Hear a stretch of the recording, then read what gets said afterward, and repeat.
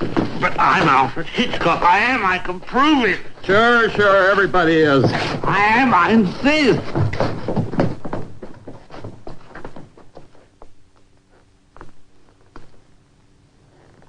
An astounding hoax. He carried off the impersonation brilliantly, except for one thing. Bubble gum in his pocket, indeed. Alfred Hitchcock wouldn't be caught dead with a bubble gum in his pocket.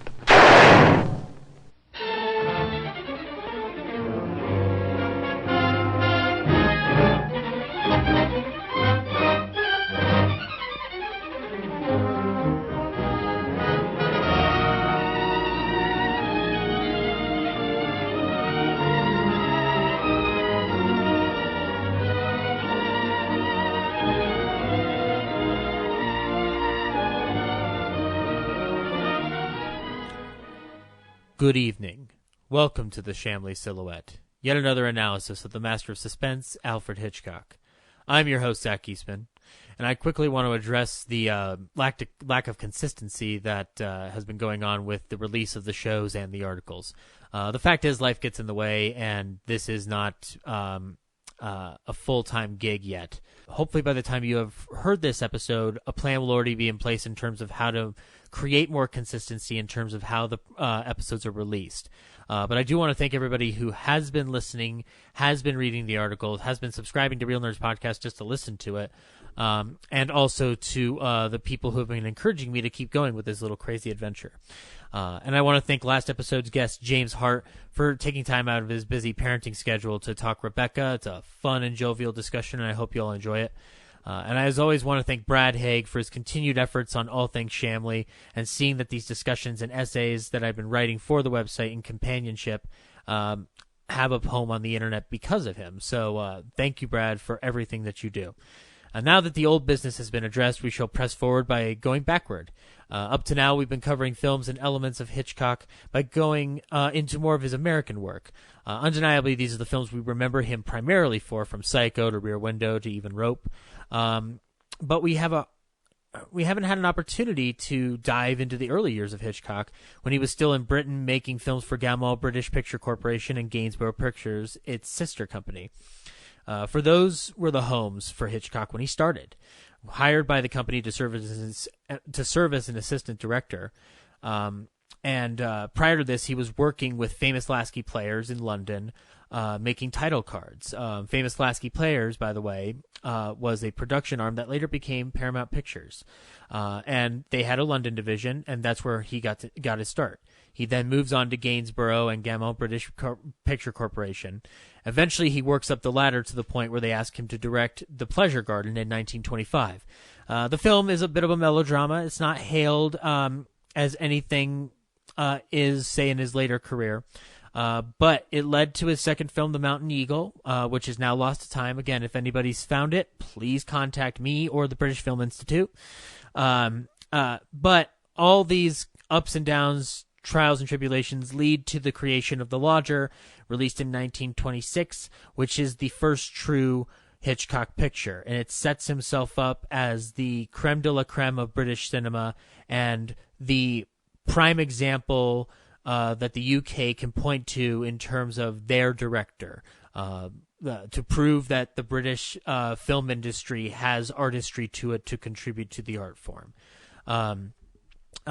This led to many films well into 1939, when he made films that audiences in Britain and eventually America adored. They were both able to see them on either side of the pond. He made these films up until 1939, where he then was whisked away across the channel to work for crazy David O. Selznick. And he left a legacy of British film that is undeniably a foundation for a lot of things we see today, not just from film in general, but also particularly in British films. The film he made before he left for America was Jamaica Inn, with Charles Laughton from 1939. It's a film that we will discuss eventually, because it, along with a couple of other films in Hitchcock's oeuvre, are films where he had plenty of difficulties on set, and they thus led to the pictures being not the best. We'll just say, if I'm going to be kind about it. But the film he made before it, for Gainsborough and British Gamma, is also the last film he made for that company before he went to make Jamaica Inn and then went off to do Rebecca. And it's a film that caps off a wonderful legacy of contributions to the British film industry, to Hitchcock's career, and to the world of cinema at large. He left behind a legacy such as the original version of The Man Who Knew Too Much, which was the first English-speaking role for Peter Lorre. We have The 39 Steps with Robert Donat, a classic film that I highly recommend. You have Blackmail, you have Sabotage, and many others. But if he was going to leave, though, you should go with a smile and a bang. And those are the key ingredients in a film that centers around trying to find a missing old lady on a train heading to London from Bandrika, while not realizing the sinister doings that lie beneath her disappearance. I speak, of course, of The Lady Vanishes. Here to discuss this hilarious and thrilling picture is a talented writer and journalist who has been working with the Real Nerds podcast for 3 years and has contributed some of the most thoughtful observations about entertainment and the industry around it today, bringing her unique perspective to different genres and aspects of film that we don't always see. She's also an admitted novice to Hitchcock, but she has vast knowledge and understanding about how film works and appreciation for all things UK. So that would be an undoubted displeasure if we didn't get her on here to talk about The Lady Vanishes, let alone any other film that he made in the British period, but this one especially. So, ladies and gentlemen, please welcome my guest, Corinne Westeman. Good evening, all. Ooh, I like it. Y'all. No, I said all. Oh, you said all? Yeah. Oh, you're no fun. Good evening, all. Y'all. Yeah. Thank you, Corinne, Corinne, for coming on board to talk a little bit of Hitchcock with me. Sure. Thanks for having me on. So, I sent the questionnaire to you as I sent it to everybody who's been coming on to the show. But you also told me up front that you're not a huge Hitchcock watcher, which is fine because some of our guests weren't until recently. Yes, but thanks to your Shamley silhouette, I watched Notorious. Oh, really? Which was awesome. Yeah. Loved it a lot, although, it is, I don't know what I'm trying to say.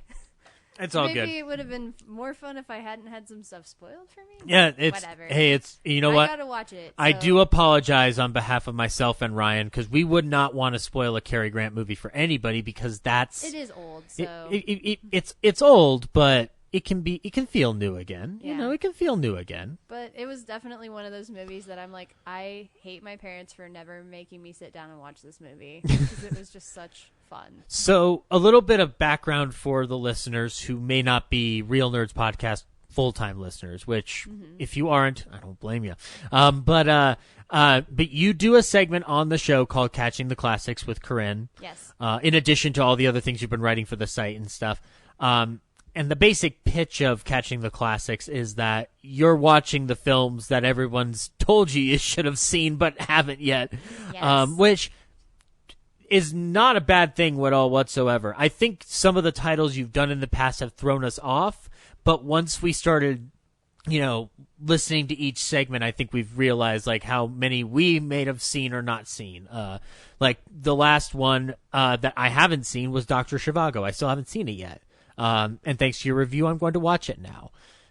So with all that in mind, and you telling me that you're upset with your parents that you didn't get to watch Notorious as a kid, which, parents have interesting tastes. My mom made me sit down and watch Rear Window, which was my first Hitchcock movie. Well, so I don't know why she couldn't have made me sit down and watch Notorious. Mothers love Jimmy Stewart. They say they like Cary Grant, but they really love the Jimster. That's what I call myself, the Jimster. It's a terrible name. So basically, though, with all that in mind, how do you get introduced to Hitchcock in terms of understanding how cinema works?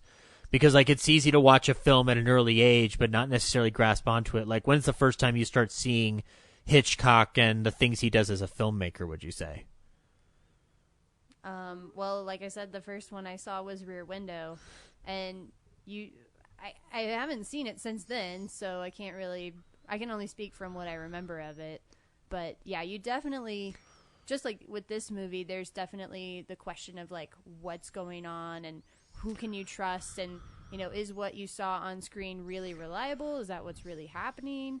Like, there's always this kind of feeling that maybe you as the audience understand more than the characters. Mm-hmm. And then sometimes it's the opposite, where the characters understand more than you. Mm-hmm. So there's definitely always like tension in a Hitchcock movie, I guess. Yeah, he is the master of suspense. But no, you're right, because there is the one thing that we've talked about primarily in the Rear Window episode, but also haven't elaborated on it in full, is because Hitchcock uses a point of view perspective in most of his films, it does put you as the viewer in the position to feel as confused as they are, even if they may have more information than you from the get-go. Mm-hmm. Like, you're still put in their seat of confusion. And in the case of The Lady Vanishes, we're dealing with Margaret Norwood's confusion. We're put right in her shoes, to the point where we see the kaleidoscope vision of her dizziness. Right. And we're put in the position of her,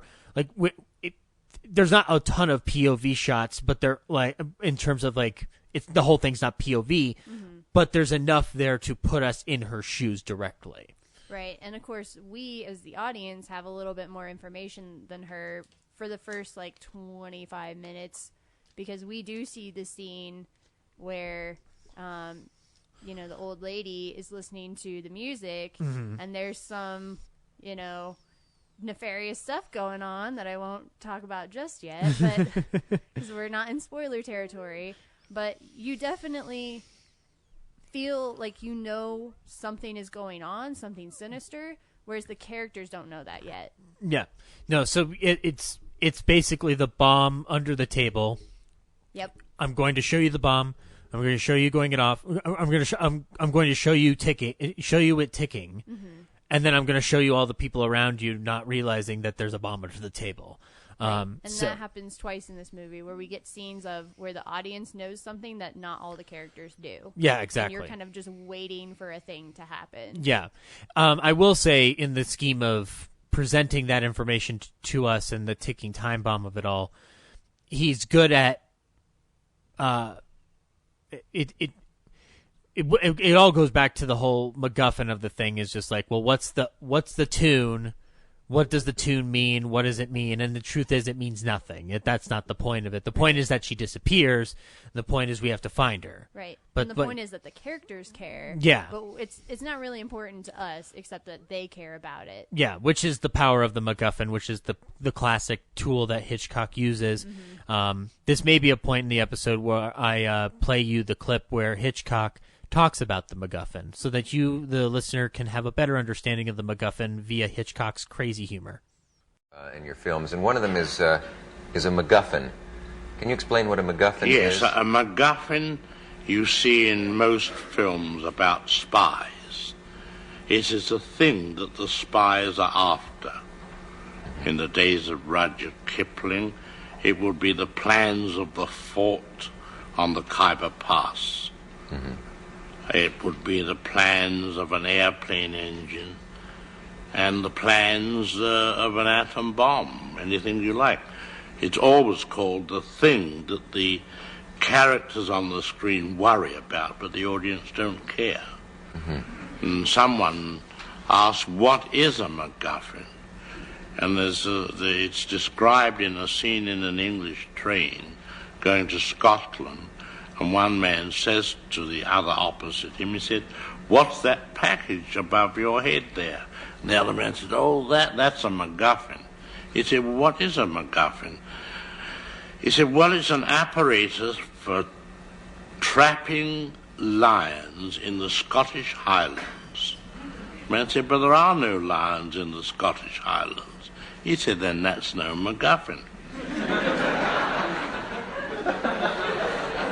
Thank you for clearing that up for us. Oh. So, yeah, the MacGuffin is the thing that the characters care about, and vicariously we care about, because we care about the characters. Right. It's kind of vague. And Yeah, it doesn't mean anything. Like North by Northwest has one of my favorites, which is just like it's government secrets, and then they just move on. And Rear Window's has one of the best ones in the respect that the whole character of Raymond Burr is a MacGuffin because his situation doesn't matter. The murder across the way doesn't matter. The thing that matters is that James Stewart doesn't want to marry Grace Kelly. So that's basically the point of Rear Window. And in the case of Lady Vanishes, it's not about the government secrets or the shootout at the end. Spoilers. I might cut that. The point is that the importance of the film is about trying to find out where did the woman go and who took her. And those was she even there at all? Yeah, was she even there at all? And we will get to that here in a little bit. But I did want to ask you one more question in the regards of listening to or watching classic films through a more modern lens.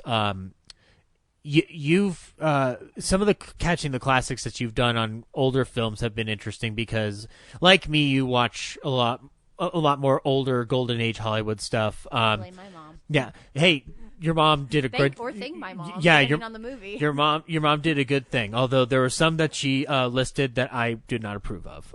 But you know what those ones are. Mm-hmm. But I will say that your take on it is a little bit more frank and a little bit more honest, and I know you'll have some of that with us today. But do you have a hard time watching some of the older films within the context of today, or is it even an issue in your mind? It's a question that I haven't asked a lot of guests yet, but because you do the takes that you do, I'm curious, like, is there a level of, I guess discomfort's not the word. Is it more of just like, is it hard sometimes to watch some of those films with some of the things that are laden about that are of the time? Yeah, I guess there's like maybe two things that can kind of ruin a movie before you even watch it. And one of that is the time period it was made and kind of the social things that are going on at the time and how well they've dated.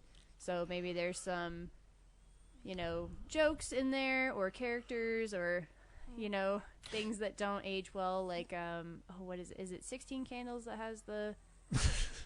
16 Candles has a lot. Where Breakfast at Tiffany's, Breakfast at Tiffany's has the worst. Yeah. One of the worst things ever.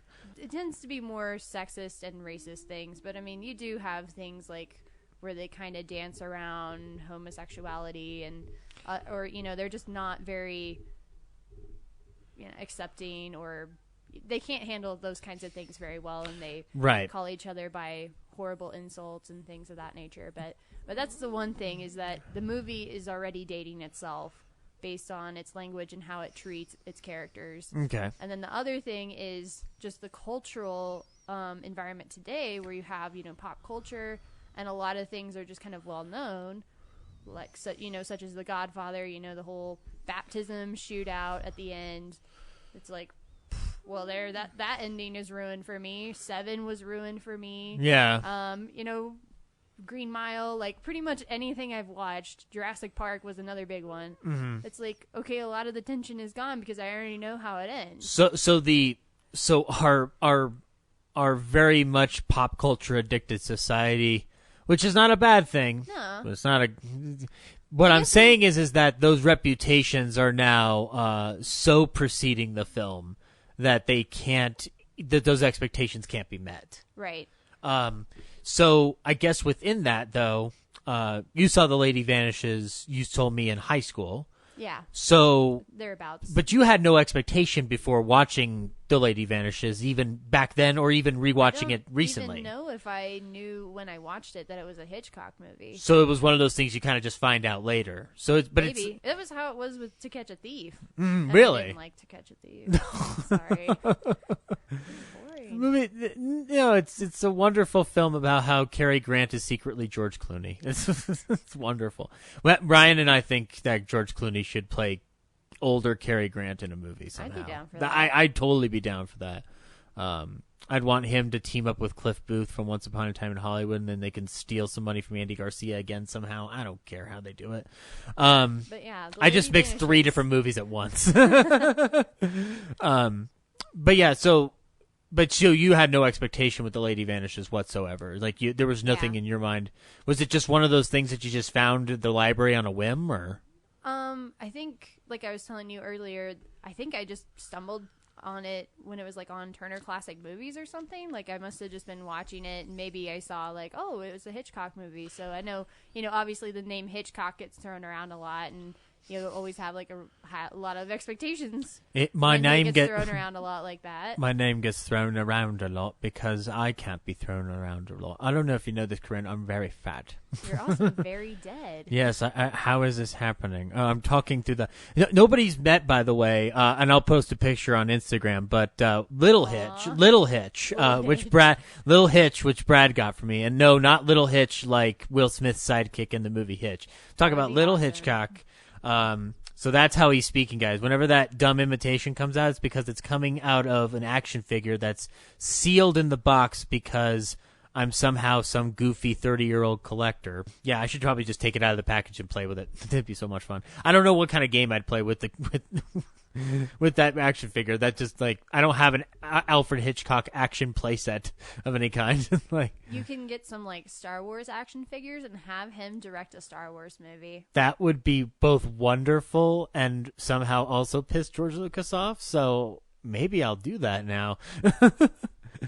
You know what I'll do? I'll have him make a Power Ranger movie. I want to know what a Power Ranger movie about Alfred Hitchcock would look like. I want to see that movie. Okay, Alfred Hitchcock's Power Rangers coming soon. But we're not here to talk about the Power Rangers. We're here to talk about The Lady Vanishes. So it's based on a novel called The Wheel Spins by Ethel Lena White. Now, you know a little bit more about the novel end of things. But this is a novel that kind of has all the basic plot is there, but it doesn't have all the essential characters that we'll meet in our breakdown. Right. There are some characters that the script writers for this movie took out. There were some that they added in that are in the movie and that are not in the novel. Mm-hmm. And then the screenplay goes like another 15 minutes after where the novel would have ended. Okay. Which we'll talk about more later in spoilers. But yeah, like these, like the core of like this conflict of, the lady, our kind of POV character for the first half, who's played by Margaret Lockwood. Margaret Lockwood, yes. Yeah.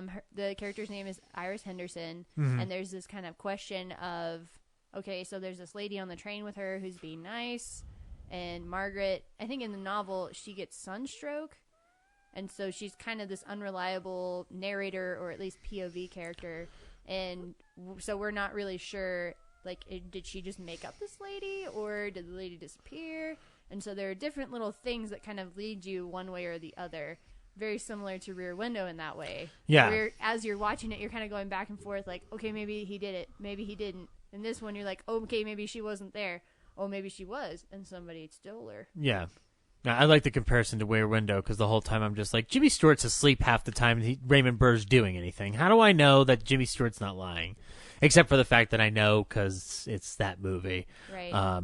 But anyway, The Lady Vanishes, though, coming from that source novel, was originally going to be called The Lost Lady, and Irish director Roy William Neill was going to be directing it as assigned by producer Edward Black. And that didn't work out. And Hitchcock wasn't able to come up with a property to direct that he could finish his contract with the Gameau British Company and Black. So when Black offered it to him, he accepted it.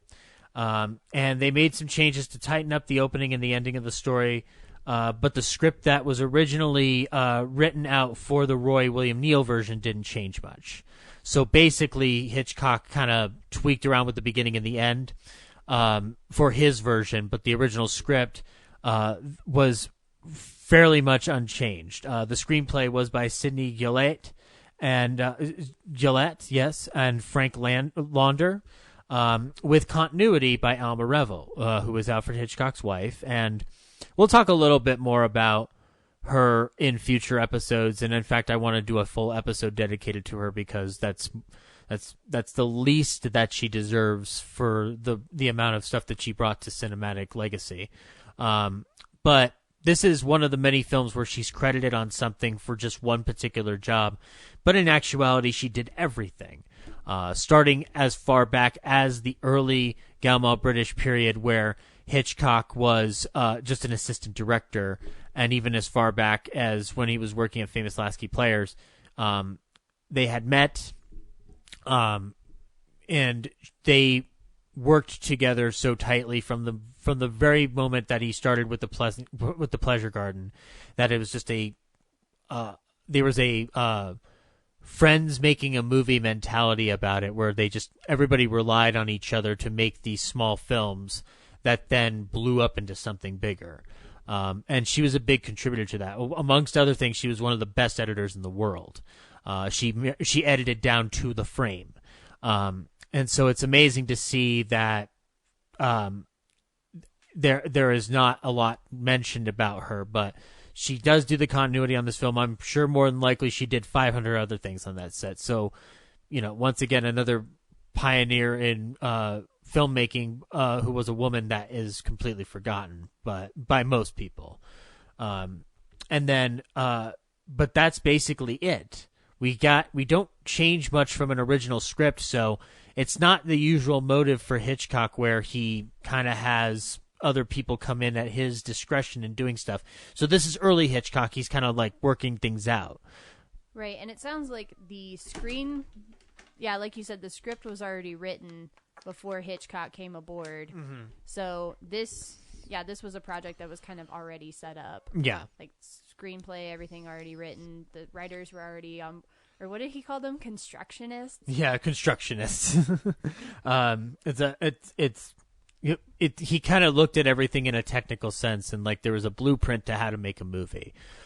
Basically, everything was so tightly figured out in pre-production that all you had to do was point and shoot because all the instructions were there.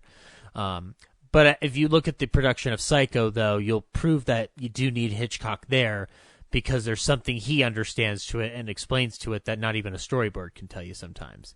There was the film was shot in Islington Studios and Shepherd's Bush and on location in Hampshire, including at Longmoor Military Camp, and it was the first to be made under an agreement between Gaumont British and MGM.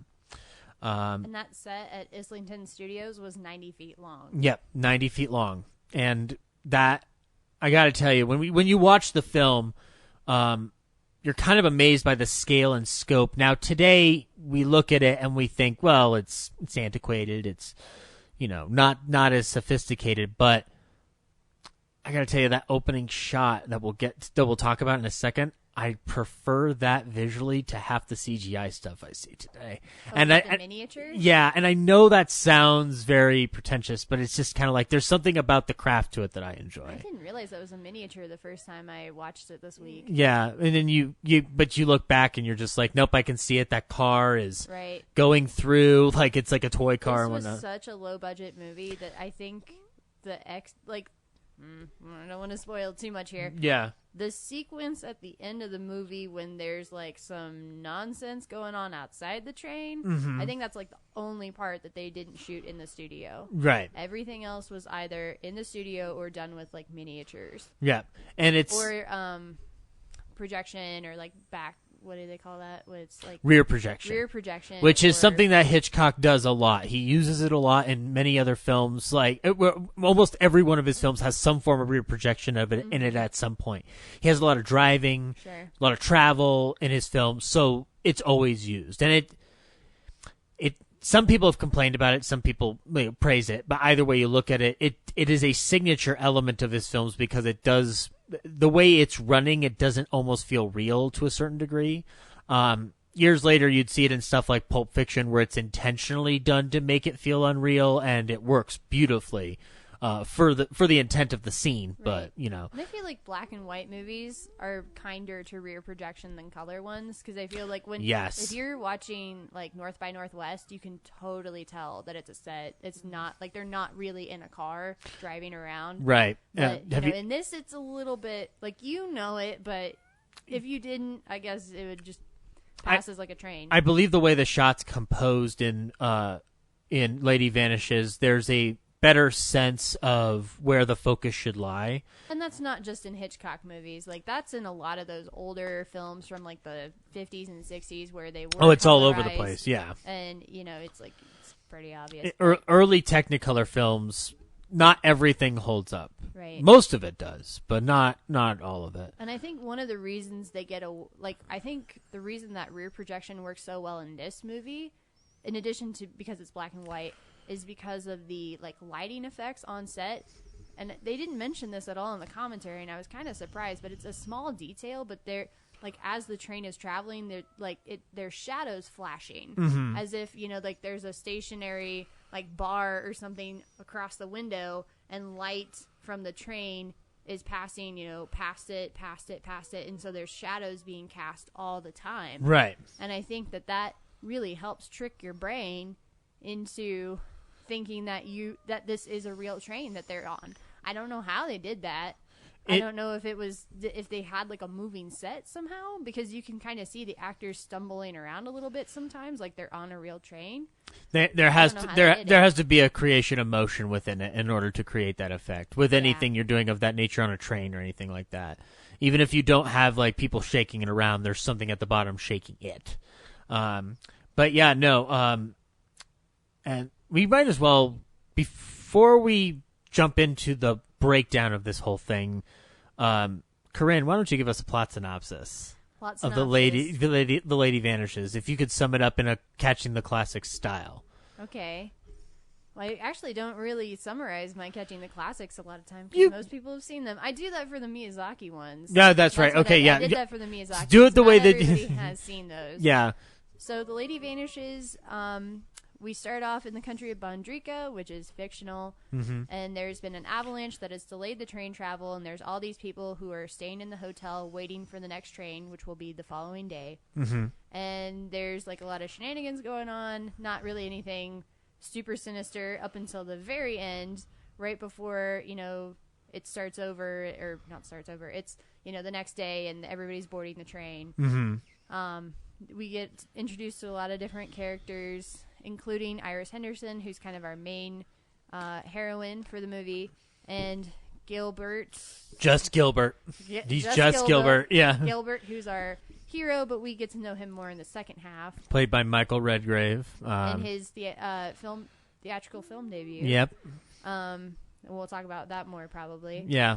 And also the lady who ends up vanishing. No, wait, this is a lady who vanishes. You're telling me that a lady vanishes in The Lady Vanishes? Yes, but it's Shut up. not Iris Henderson. No, it is Miss Froy, played by Dame Mae Whitty. Yes, who's awesome. Yep.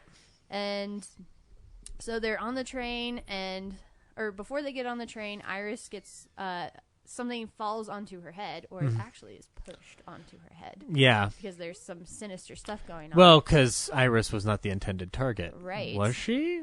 Or was she? Yeah, I don't know. And so she and Miss Froy She kind wasn't. of connect on the train. Yeah. And then all of a sudden, Iris, because she's gotten this blow to the head, she goes to sleep. She wakes up, and Miss Froy is gone. And so then she kind of starts looking for her, and as she cannot find her, her search becomes more desperate. She kind of recruits more people to help look for her.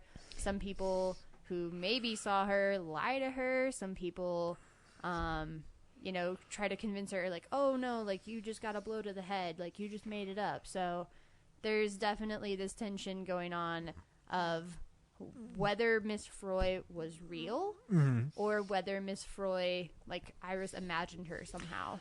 Yeah. So, right off the bat, and by the way, good not spoiling it, right off the bat, if you have not seen The Lady Vanishes, there are going to be spoilers for this, and normally don't do a spoilery section for some of these because the ones we've been talking about have been, like, established classics that everybody knows. Lady Vanishes is one you may not have seen, so if you have not seen the movie yet, please, please, please don't listen any further. Yeah, go check it out at the library. Yeah, check it out at the library, or go to thecriterioncollection.com where you can find it available for fairly cheap and in a wonderful collector's-ish edition that has plenty of special features. The commentary that Corinne mentioned, there's a wonderful visual essay by Leonard Leff.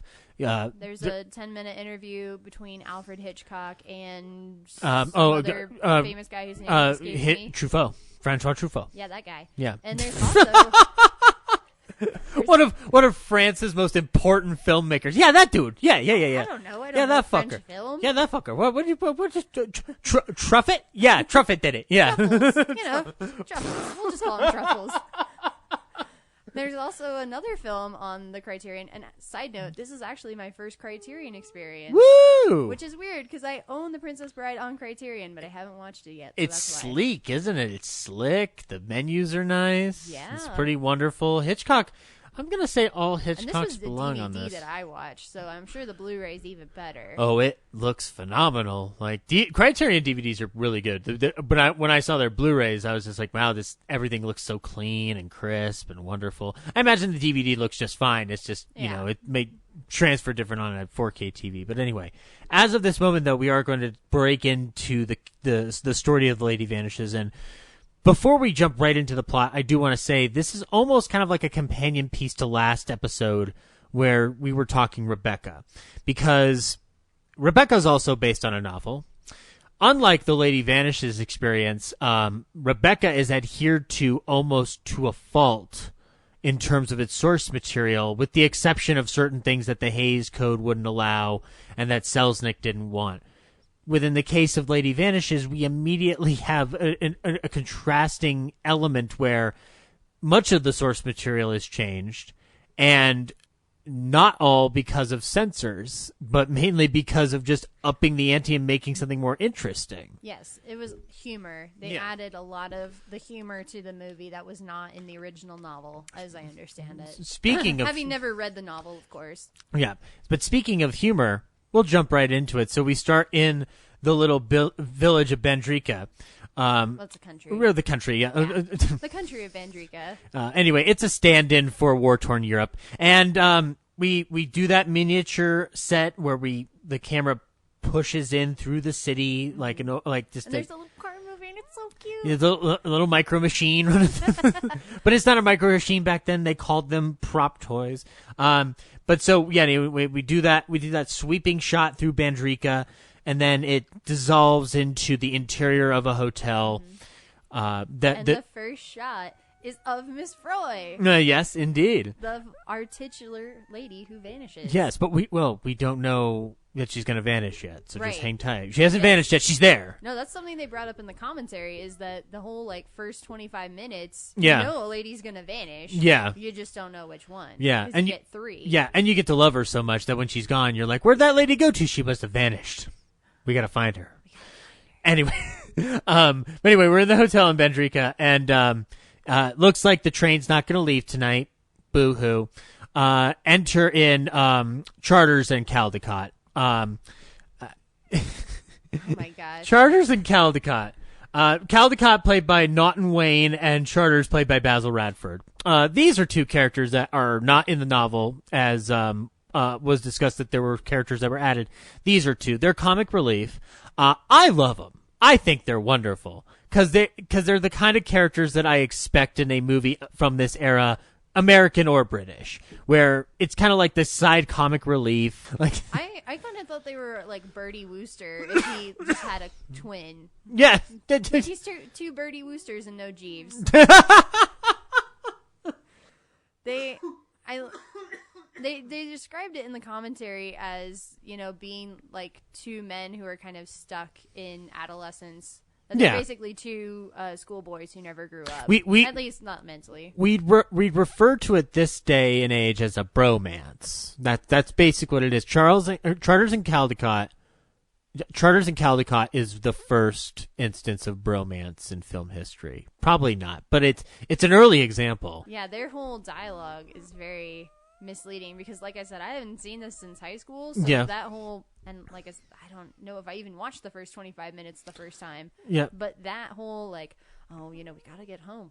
What's England gonna be doing? Oh, and this whole thing, I'm like, in my brain, I'm like, around World War II, we're thinking something going on. Yeah, we're thinking the fog of war, and this is like this isn't unheard of in the Hitchcock British period because he tackles similar-ish areas before this in The Man Who Knew Too Much and the 39 Steps. The idea of government secrets, the ideas of a storm gathering in Europe, and it kind of culminates with Foreign Correspondent, which is the more explicit propaganda-ish approach to, hey, there's a war coming, get fucking ready. And as we find out at the very end of the film, there was a storm coming. Mm-hmm. Yeah. We'll chat about that in a second. Yeah. We'll be it more than a second. But anyway, Charters and Caldecott find out that they aren't going to make their train, and they try to register for a hotel room because they want to make sure they get out of there so they can go to...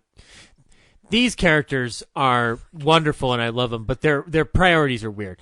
They don't want to miss a cricket match so bad that they do some very interesting things in this movie to throw the plot around in an interesting way. They get a hotel room, but it's not a hotel room. They get to sleep with the maid. They get to sleep in the maid's room. In the maid's room, and I don't know, where the hell did the maid sleep? I don't know. Was she going to sleep under the bed, or? I don't think there was room under the bed. She puts a hat box under the bed, so there's not really a lot of room. Is it assumed that she'd be going out to hang out with like a beau, or just maybe like, or even like knew just somebody else in the village who could put her up for the night? Maybe she slept in the barn. I don't know. But it's weird. It's never fully explained. All they know is that it's an inconvenience to them because she may have to change, and that's an inconvenience to them. Mm-hmm. They're very properly British. They're very British. Oh my gosh. To a point where there's a subtext of something different going on, and it's not unfamiliar Hitchcock territory. There's a bit of a homosexual undertone to Charters and Caldecott a little bit, but it's not like supremely overt. No. Like it's just there. And honestly, I didn't think it was that much until we see them like later in that kind of prologue, first 25 minutes when they're sharing pajamas. Yeah. Because there is the shot when the maid comes in to change, and it's very quick. I missed it like the first time, where they get kind of flustered, and one of them knocks their pajamas into like the washing bowl, and so it gets wet. Yeah. So they have to hang up one set of the pajamas, and so they have to share the other with one wearing the top and the other wearing the bottom. Yeah. It's again, there's an undertone there, but there's also, another.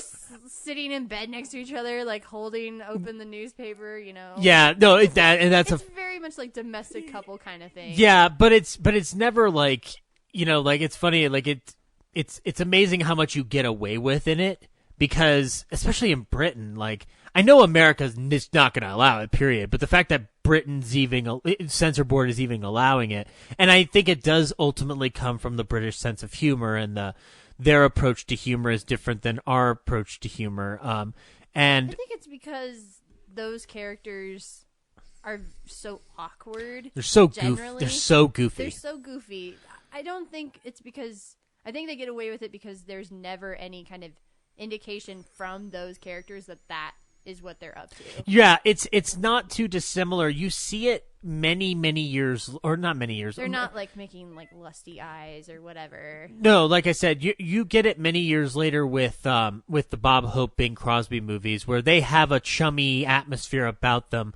I think the difference is that Charters and Caldecott never try to reclaim their masculinity in that respect, whereas Bob Hope and Bing Crosby, if they get anywhere too near to each other to the point where it's uncomfortable, they push each other away and go, "I'm a man."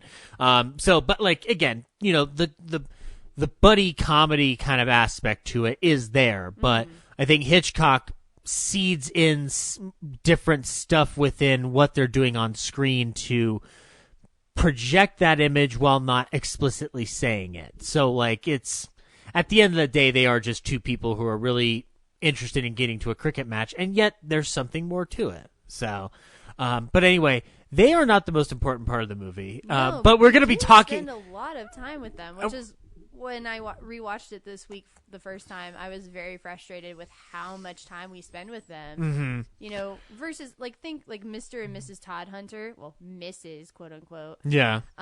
We spend an ample amount of time with them relative to their importance later in the story. Right. But I feel like with Charters and Caldecott, like we spend a lot of time with them. Yeah. And they don't factor in as much as you think they would. They do factor in, but I just like that whole 25 minutes. I'm like, I thought this was like about the lady who vanishes. Like, who are these people? There's an element to it that reminds me of a ensemble piece with Lady Vanishes. And it's a film that doesn't suggest that when you read the synopsis. Like, it feels like it very much is going to be solely about Iris and Gilbert. And it is. But I think it's that second act. Yeah. Like, you have the first act where you kind of get introduced to everybody. And Yeah. everybody kind of gets an ample amount of time. And then you get the last, like, 20-ish minutes where there's the shootout. We're in spoilers now. So Yeah. there's the shootout, and pretty much everybody we've spent time with is there. Yeah. But it's that second chunk where it's mostly Iris, Gilbert, the doctor, and kind of Miss Froy. That's when, you know, Charters and Caldecott and Mr. and Mrs. Todd Hunter. Yeah. Yeah, they're still in it, but we definitely spend more of the focus on the people we should be focusing on. Well, yeah, and by that point, Mr. Todd Hunter ceases to be at all, period. So Right, in the third act. Yeah, but anyway, that's very far into spoilers. But but no, like, so Charters and Caldecott, though, they're not the only ones we meet at the hotel. We also meet Right. Mr. and Mrs. Todd Hunter, as we were just talking about, which it's a barrister and his mistress. As we later find out. And which, by the way, Mr. Todd Hunter would not do well in the age of Twitter. I have to say, he would be paranoid AF about Instagram and the Facebook and whatnot. He'd be worried about Mrs. Todd Hunter tagging him every place because of all the Or photos. just Those of all the random photos. people seeing him And on she the street. and she seems like she's very happy to the point where she'd want to take selfies with him because she's happy with him. But Mr. Todd Hunter's like, no, that can't go up on Facebook or 1930s Facebook. I'm gonna call it Snappy Book, whatever you want to call it. But no, they're in an illicit affair or a torrid affair where Right. you know he won't divorce his wife because it could cause a scandal that would cost him a job, and she's more willing to go through the realm of scandal to come out happy on the other end. Right. Which hey, more power to her. She knows what she wants in life. She, as we find out in the third act, she told her husband that this was going to be, you know, she was going away and that would be the last time that he ever saw her. Exactly.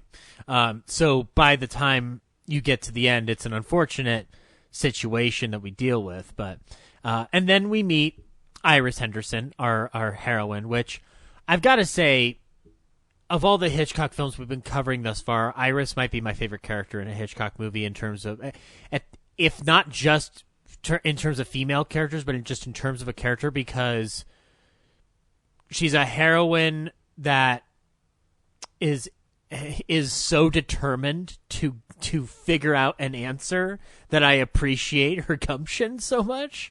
Like she's just like, no, nobody believe. How do you not believe me? Like, and I know it's the setup for the later films that we get in the psychological thriller realm, where like nobody believes me. Like I think the most recent example that I've seen is Unsane by Steven Soderbergh, where Claire Foy, nobody believes that something's happening to her.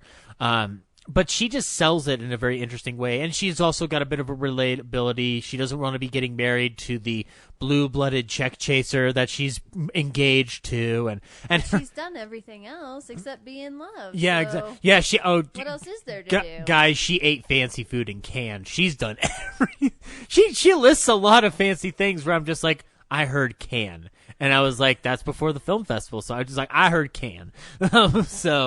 But yeah, no, so she's been through it all, but she's, you know, like many heroines or female leads in a movie of this era, she's like, yeah, I'm engaged to someone, but I want more, you know, and that, like, and it's obviously a marriage of convenience.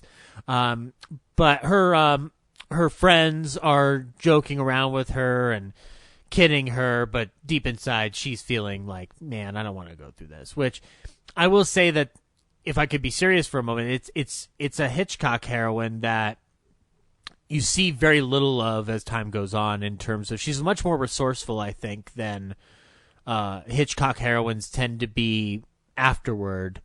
Yeah, that's interesting, because when I rewatched the movie this week, I felt like she kind of gets upstaged in the second half of the movie. By Gilbert. Yeah. That in the first half, she's definitely, like you were saying, she's resourceful. She knows what she's about. she's not going to let anybody try to change her mind. Yeah. Although, then she's trying to be like, oh, okay, like, fine, I need to rest. Like, I'm clearly seeing things. But then once she gets proof, she's, again, like, she is reconvicted of, yes, I did see her. She is real. Something's going on. But then, yeah, like, once you kind of get into the conspiracy part of it, that's when Gilbert upstages her. And then, like, oh my gosh, that scene during the shootout when she's like, Gilbert! I was like, no. So I agree with that. I will say that definitely the shootout is where she regresses a little bit, and it's more the Gilbert and whoever else is firing a gun show. But for the majority of the film, I do feel that she has a lot more to do than I'd seen in other films of Hitchcock's as I've been doing this research. At the very least, I'd say she's a character that I enjoy watching. I think the only other one that I enjoy watching more in terms of, like, this is a female character that I enjoy watching is the mother in The Man Who Knew Too Much, and that's only because she gets to shoot the bad guy at the end with a gun to the head.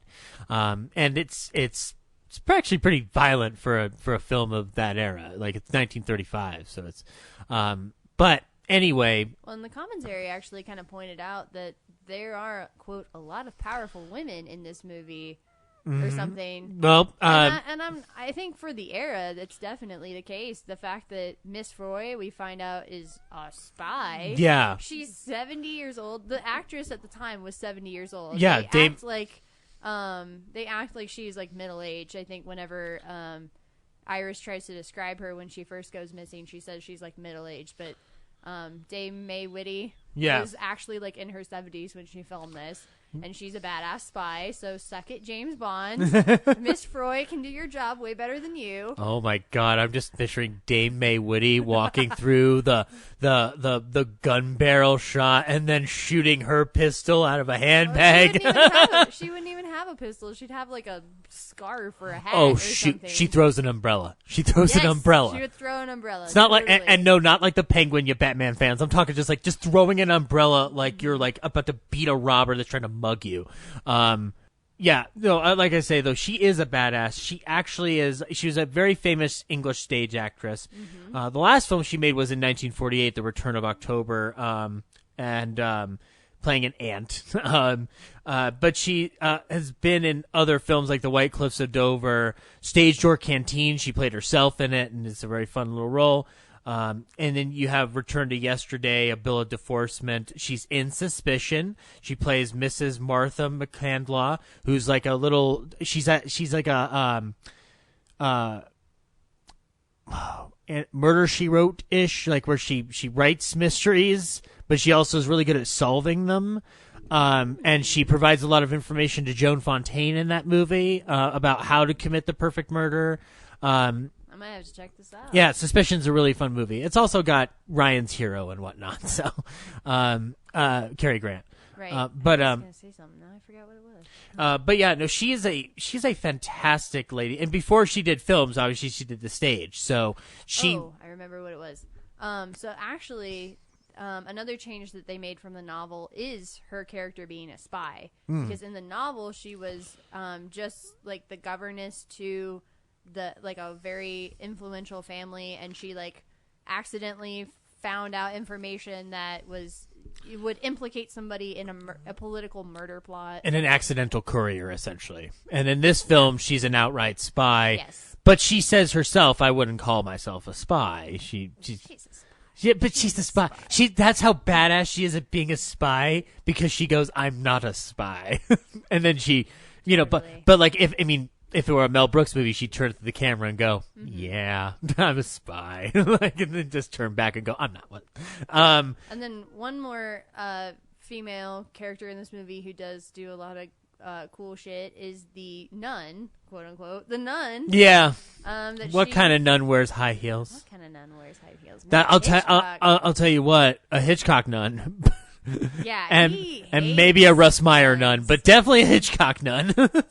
Yeah, he apparently went to like Jesuit schooling and was not a fan. I mean, at least she's not a real nun. Yeah, no, yeah, exactly. Like they're explicit about like it's not a real nun. But anyway, And then actually, I'd say Mrs. Todd Hunter has a bit of power. It's not the same kind of power, though. She has control over a situation for a moment that's fascinating to watch. Yes. Because her situation ties directly into if the barrister is discovered, blah, blah, blah, blah, blah. But she can get married if she admits to knowing where the lady went. Right. So, and then, but the other character we meet, though, is Gilbert in the hotel. And when we first meet Gilbert, we are not impressed by his demeanor at all. He pissed me off so much in that scene. I will say. Also, who doesn't lock their hotel room door? Well, Come on. It's Bandrika in the late 30s. They're on the brink of war. It's a time of just... She's still an unmarried woman. Why the hell wouldn't she lock her hotel room door? You know, she heard the music that the balladeer was playing. Maybe she thought something might happen later. You never know. And then again, also, it's an open invitation for terrible things to happen, so... because plot. That's why. Because plot. Yeah, plot is a very heavy driver in certain aspects of films, guys. I don't know if you know this. It's like, why did the Harriman's herbal tea thing land on the window of all places so he could see it? You know, it's convenient. Because plot. Well, and also because movies and the power of magic. Why does Rose McGowan have a machine gun leg in Planet Terror? And why does it work? I don't know, but I like it.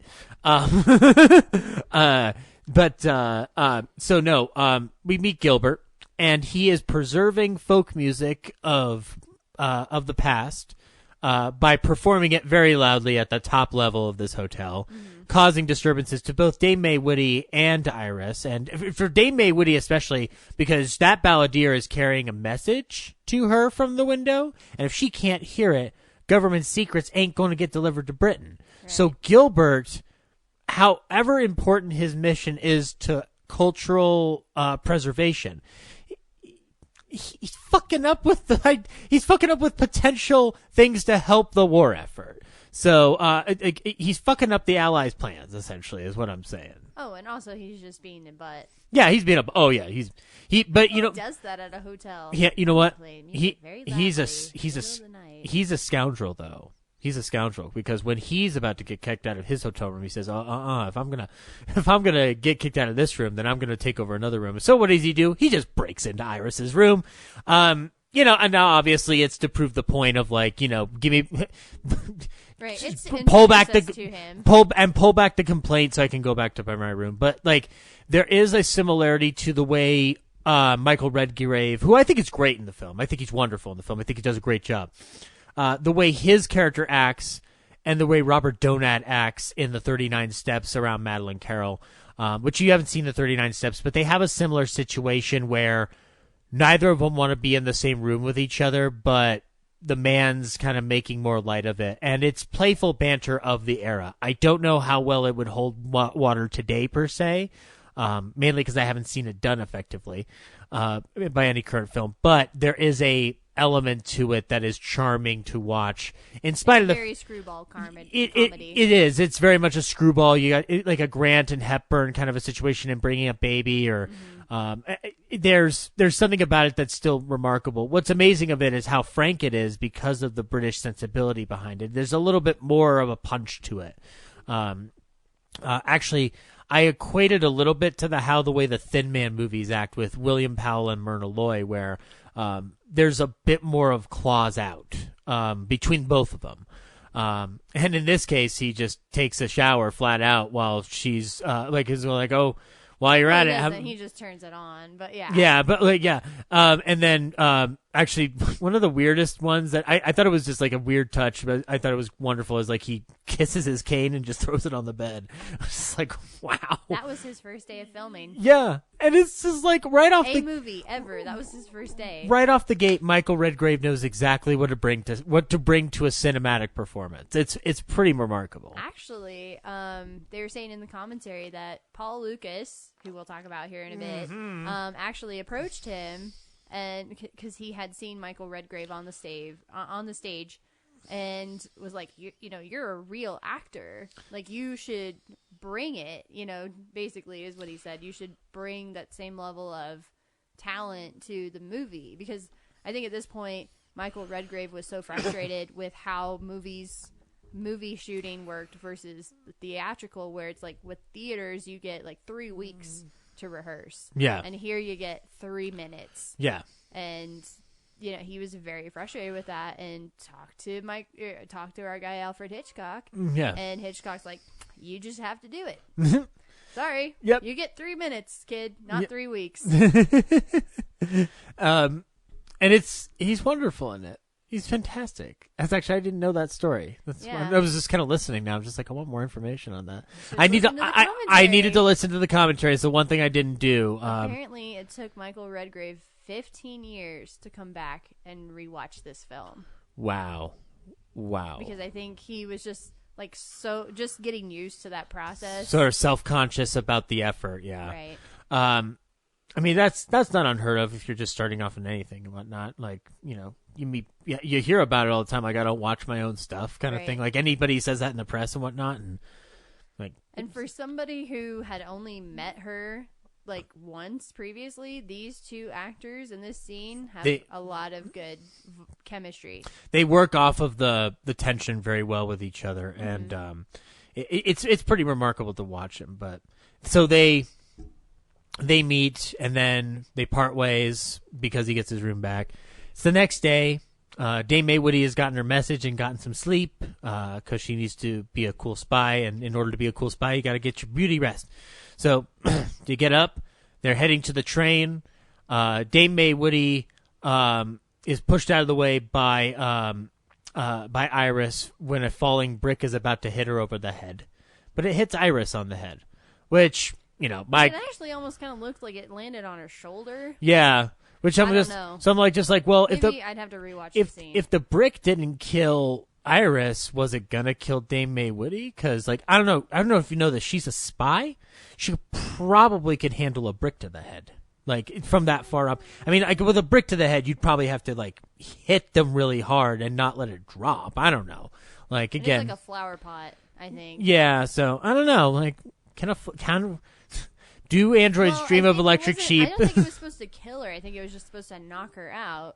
Right. Because as we find out later, the doctor, who's played by Paul Lucas, he talks about how there's a patient coming aboard who has a cranial fracture or something. Yeah. And it's like, because that was what Miss Froy was supposed to have. Yeah, exactly. She was supposed to have a head injury, just like his patient. So that she could be wrapped up in the bandages. That's right. Wrapped up in the bandages and carted off. Right. So, okay, or at least that's a hint. I don't know if that was their exact plan, but it must have been because then that's how they justify wrapping her in the bandages. Oh God, I feel like an idiot then now. What? I mean, they already had the double set up at the next stop, so I don't know. I guess they were just gonna cart the other person. Yeah, they were just gonna cart Miss Froy away and say it was the other person. I'm not sure. I don't know how that worked. But maybe he called ahead and he was like, "Hey, Plan A didn't work. Let's go to Plan B." Yeah. But anyway, Dame Maywoody is saved by Iris in that respect, and but Iris does become dizzy from the impact of the brick or flower pot, the thing that fell, and she's helped onto the train. She sees kaleidoscope vision for a minute and passes out, which, by the way, is some very nice kaleidoscope vision. It's not unheard of in Hitchcock. He did it before in films prior to it, and it's something that we now use today in more comical elements of it, but he uses it in the drama of the situation really well. It's innovating some visual techniques that then are used later for practically anything you want to do. They get on the train. Iris and Miss Froy go to have tea. Sorry, I'm clearing my throat. Iris and Miss Froy go to have tea. Miss Froy asks that only her specific tea be made. I don't know if you know this, but 1 million Mexicans drink it. And she writes her name in on the window by fogging up the window and then writing the name. Right. And because there's so much noise on the train that she can't hear. Yeah. Because she's like, Freud? No, Froy. And then she writes it F-O-R-Y. Yeah. It rhymes with joy. Yeah. And the only people to see her in drinking tea with Mrs. Froy are Charters and Caldecott. Who have to pass the sugar. Yeah. They're using it to demonstrate some kind of They're, cricket they're, play. they're wasting food describing sports. Oh, okay. If there's one thing I can't tolerate, is somebody wasting food discussing sports. So I'm a little bit of a germaphobe, and that scene where they like pick the sugar up and put it back in the little bin and hand it to her, and I'm like, no, don't do that. You know, Gross. if Leonardo DiCaprio as Howard Hughes was on that train with them and saw that, he'd fucking kill them. He'd beat them to death with a stick. I mean, that's just, you don't do that to the sugar cubes, man. Like, Charters and Caldecott are very. I'll tell you, they're kind of one note. Like they only have one thing that they're thinking about. There's some There's some rapscallions of sorts. I'll tell you, they're certainly a troublesome duo, to be sure. Which kind of makes me want to watch that like spin-off, the 2 spin-off movies. Shh, we don't know that they're gonna have a spin-off yet. Shh. But anyway, no, they see them, and then And then at one point, Miss Froy had also stumbled into the compartment where Mr. and Mrs. Todd Hunter are. And so, how the hell everybody else gets a compartment to themselves, but Miss Froy and Iris have to share one with like 4 other people? I don't know how that works. Do you just get a pick, or do you pay extra I don't think. I don't think that train line was as fancy as the Orient Express, and nor were they expecting Hercule Poirot to be on their train. So they, I think it's just like it's, whatever you get a ticket for. I mean, I don't know the ticketing situation for the Lady Vanishes. I'd love there to be that info, like one of those like Marvel one-shots for the Lady Vanishes to explain the ticketing situation. And by the way, I'd love Coulson to be in that too. So anyway, they stumble into the Todd Hunters private chambers or the private car. The car room. I have not written it. But anyway, they stumble upon the Todd Hunters. They leave. They go back to their compartment. Iris falls asleep, and then wakes up. And Miss Froy's gone. It's almost as if the lady vanished. But anyway, vanishing lady. But the thing is that people who were with her in the compartment before she went to sleep and clearly saw her are now claiming that they didn't see her and saying that she's crazy. And you have the Italian man who's the Gabbo, the magician, and the lady that's next to him, which is Signora Dopo. She is weird looking. Yeah, she's very menacing looking. She's got that spinster look, like that, like the high weave and glasses. Like she's not old, but she's not young either. Is that her? Because there's another lady in the compartment too who only speaks Italian. That's Signora Dopo. Oh, is it? Yeah, okay. The Signora Dopo. I thought it was somebody else. Yeah, and then but anyway, she's they're saying we don't. You went to get tea. You came back alone. Yeah. But and side note, right before Miss Froy disappears, and before Iris falls asleep, there is the shot of the magician and his son, and he's doing the kind of sleight of hand very poorly, where he's like making something disappear, and then of course that's exactly what happens, is that we see Miss Froy disappear. Yeah. Or does she? Was she ever there to begin with? Exactly. Because Iris has received a blow to the head. So anyway, they are essentially denying that they've ever seen Miss Froy. So naturally, Iris is freaking out. She goes around. Everybody else is denying it. She goes to Gilbert. Gilbert goes, well, I have no reason to lie in this situation whatsoever, so I, of course, believe you, and I believe I remember a woman there, so I'll help you try to find her. I think at the end of the day, Gilbert just wants to get out of where he is, like that compartment that he's in, to get some fresh air, because it's got to be stuffy in there with, like, all hanging. Those people dancing around. He's flying commercial or riding the rails commercial, so, he wants to get out and stretch his legs a little bit. The Todd Hunters claim they haven't seen her, or at least Mr. Todd Hunter does. Mrs. Todd Hunter calls out bullshit to Mr. Todd Hunter in private because she knows that he's doing this specifically so that there's no possibility of a scandal. Right. So Mrs. Todd Hunter decides, well, I'm going to tell him I saw the lady. And so then she confirms it with Iris. But then when Gilbert and Iris go back to meet up with the people who claimed to who have not seen her, they say, no, the lady you were talking about, she's here. Oh, by the way, before that, they do meet our last character, which we should introduce. Yes. I don't know if you guys know who Paul Lucas is, but he was kind of a very interesting looking evil dreamboat there. And I know him as Professor Aronnax from 20,000 Leagues Under the Sea. Yep. Which I was going through that cast list, and I'm like, pretty much all these people were in a Alfred Hitchcock movie at some point. I remember him from a movie that he won his Oscar for called Roch on the Rhine. But Paul... He's another person in this cast who has a very prominent stage background. Yeah.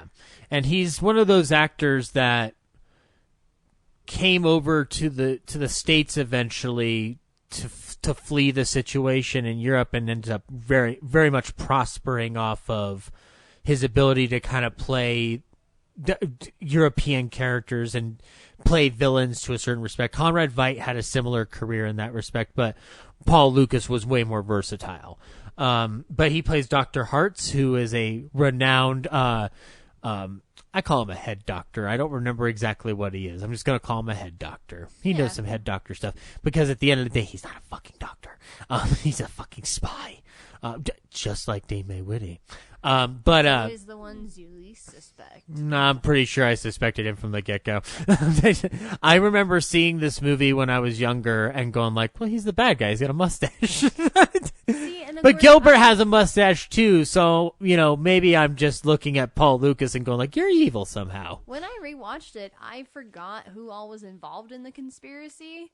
So I was like, I don't remember who's in on it. When the people in the compartment are like, no, we didn't see her. I'm like, okay, they're in on it. But I didn't remember that he is also in on it. He's kind of the ringleader. See, the Senora, I don't really think about too hard. But the magician, the nun, and Paul Lucas are the ones I remember the most.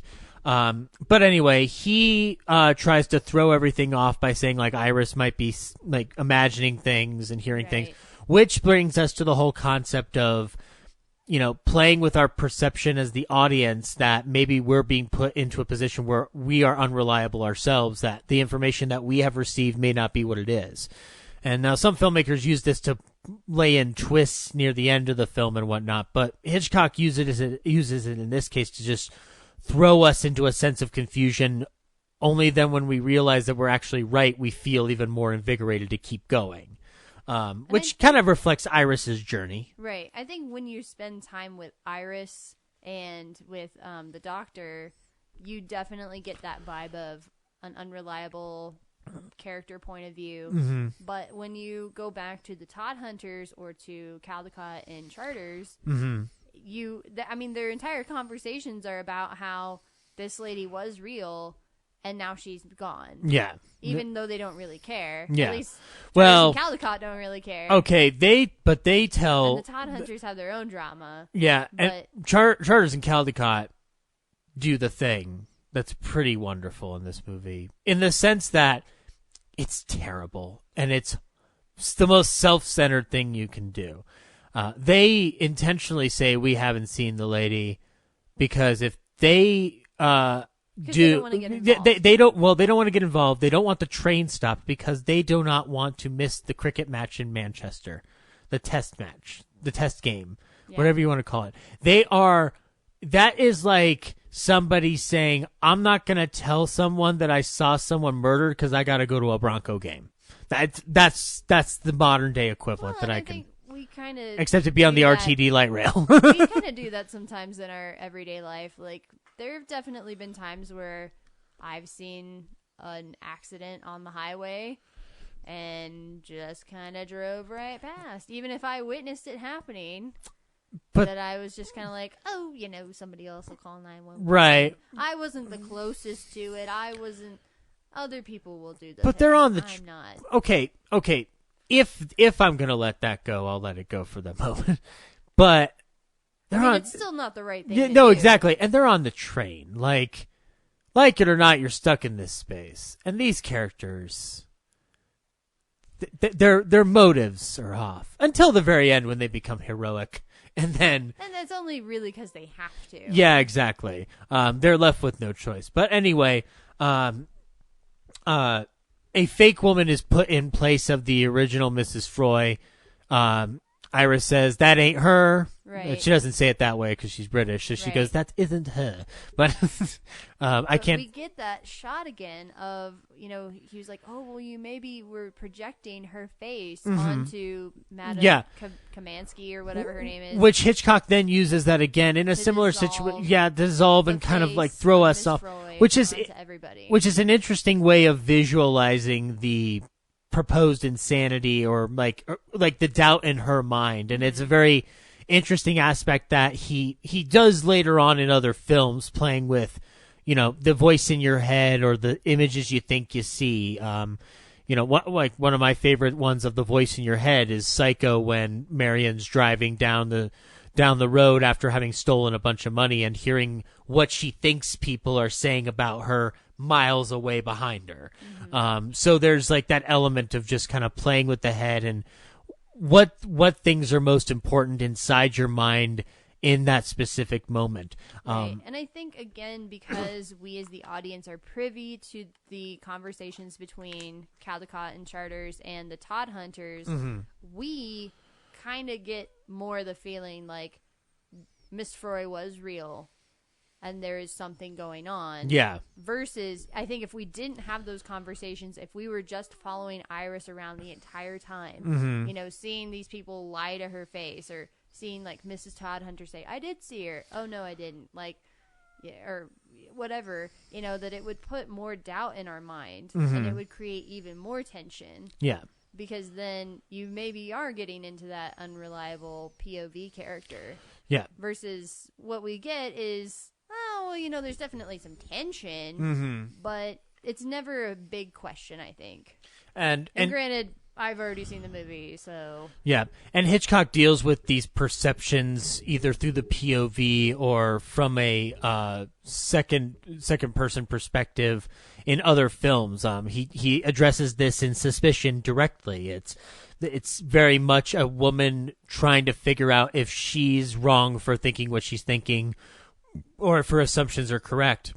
And consequently in Notorious, you have Cary Grant not believing Ingrid Bergman through a lot of it because of one of the feelings they have for each other, but two, of her noted alcoholism at the beginning of the film.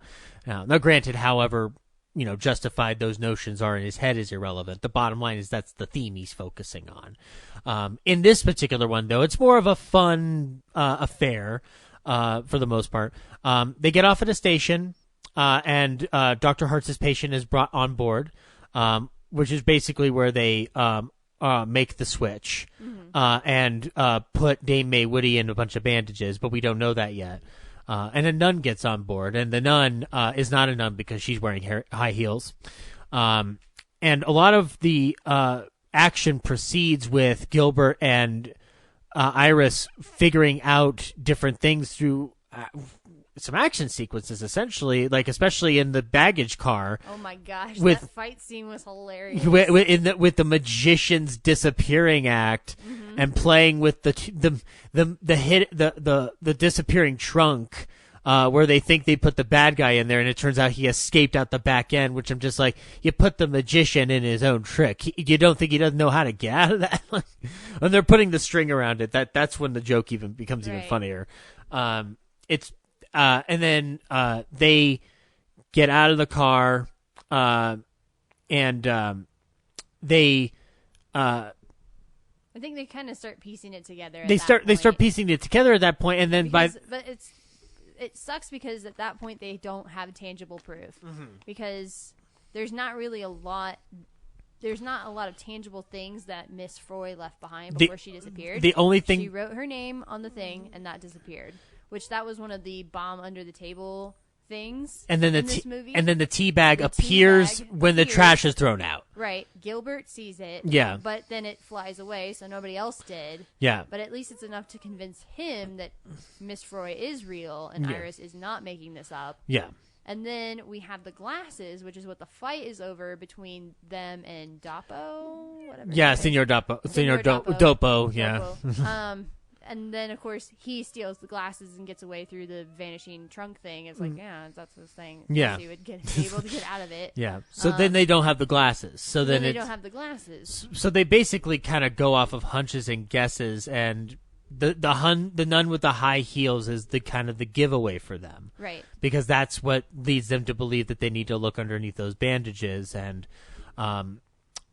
they discover everything. Paul Lucas finds out that they know what's going on. They don't know he's in on the conspiracy. Exactly. All they know is that a nun is next to that bandaged body, and the nun is acting suspicious. So there's a wonderful scene at the same spot where Mrs. Froy and Iris had tea, where We Gilbert... get our second bomb under the table moment in this film. Involving poisoned beverage. Paralytic.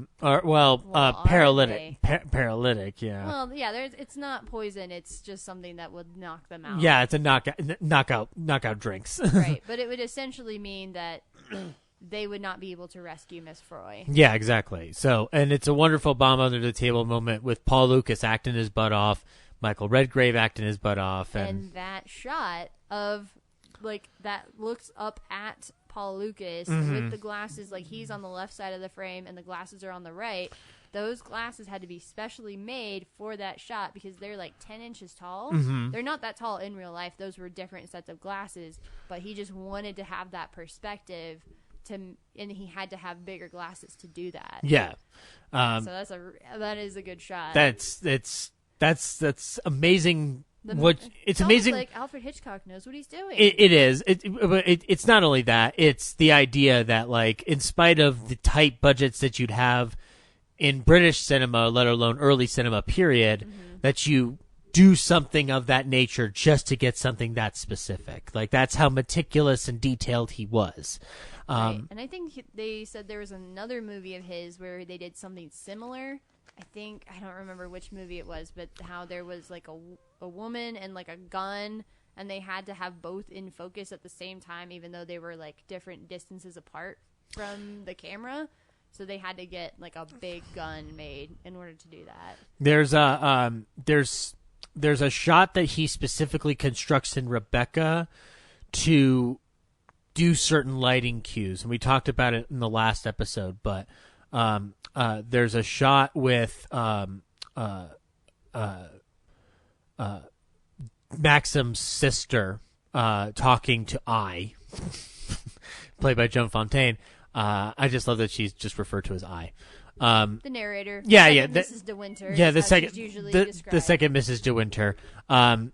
There's a shot where they're talking to her, and the sister says it was Rebecca's, and then the lights dim on the sister, and it focuses solely on Joan Fontaine. Those were shot separately and then merged together in post, and that basically he could get that theatricality. So there's it's not the same instance of a shot you're talking about with certain elements of depth of field and focus. Right. But that's the amount of meticulousness that he would do. Like, that's the amount of special effects or camera techniques that he would employ. And special props. Yes, exactly. To get that effect. Yeah, to have certain things going on, whether it's props or using the things of the lighting stuff around you, like in order to impart something important on the audience, he would use it to a full extent. It's almost like what you were saying with the miniature earlier, that, that would just be CG now. Probably. Yeah. And there's an element to it that because we know it's practical and there, it lends something further to it.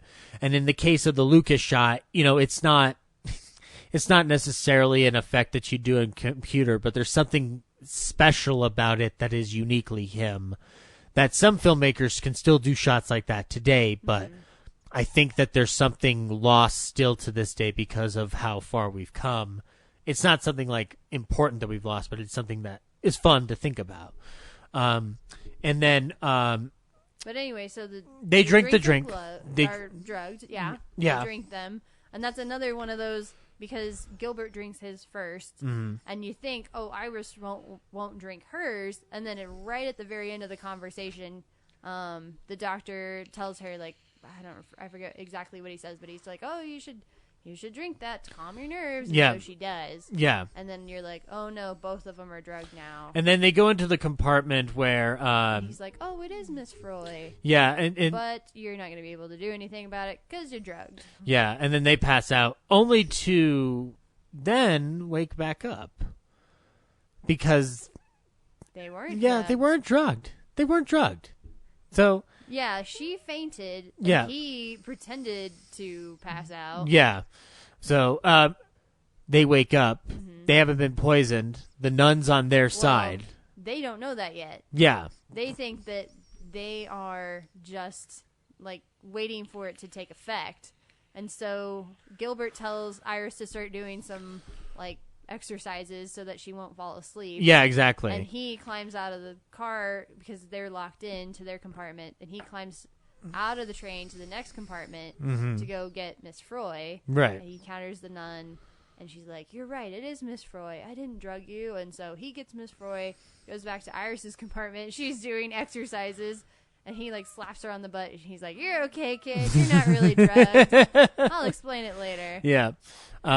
So, long story short, we're now coming to this climax of this film where everything's going to coalesce in one big bang, and it starts with actually another stop at another station where Lucas gets off with who he assumes is Dame May Whitty, but It's not, as we later, realize. They knocked out Madam Kaminsky or whatever. Yeah, Kumar. Yeah, Madam Kumar.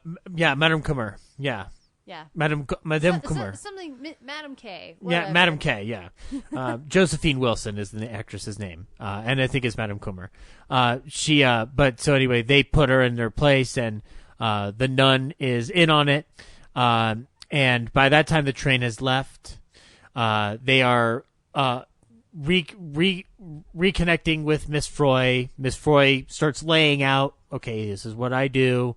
Well, she doesn't actually do it right away. She kind of denies stuff at first. Yeah. And then she finally caves and just goes like, all right, this is what I'm doing. The secret message that I have to deliver to. Well, that's during the shootout because they're at the station. Yeah. And he is looking at the patient who he thinks is Miss Froy, but is actually Madam K. Mm-hmm. And he figures out it's actually Madam K, that they switched her out with Miss Froy. Right. And then he talks to the officials. They uncouple the cars from the rest of the train. Mm-hmm. So it's just the compartment that the main characters are in, and, like, the dining car and the engine and everything. Mm-hmm. And everybody else got left behind at the station, I guess. Yeah. And so they drive off, or they ride off on the train. And that's when Gilbert and Iris talk to Miss Froy, and they're like, you got to tell us what's going on. And she says no. She said, like, I don't know what you're talking about. I'm just an innocent victim of some kind of crazy kidnap plot. But they keep going, and as they're proceeding onto the train is stopped. Right. Gilbert realizes that the cars have been uncoupled. Yeah. They figure out, they're like, oh no, like nobody else is here, but they're like, oh, but it's tea time. Yeah. The British will be in the and they are.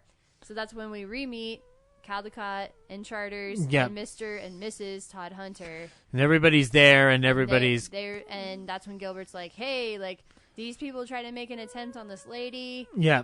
Meaning Miss Froy. Yeah. And, something's going on, and and then they don't believe him. Mm-hmm. The train stops. They go to, like, look to see whether the cars have been uncoupled. The nun comes in, tied up. Yeah. And they're like, oh, okay, so maybe something is going on. Yeah. And then while they're trying to untie the nun, the official comes in, the officer, and he's like, oh, there's been some kind of a mix-up. And the officers that they have are they're stand-ins for a little thing called the Nazis. Yeah. And it's interesting to see even how early on, he's portraying the look specifically towards something very much in the real world.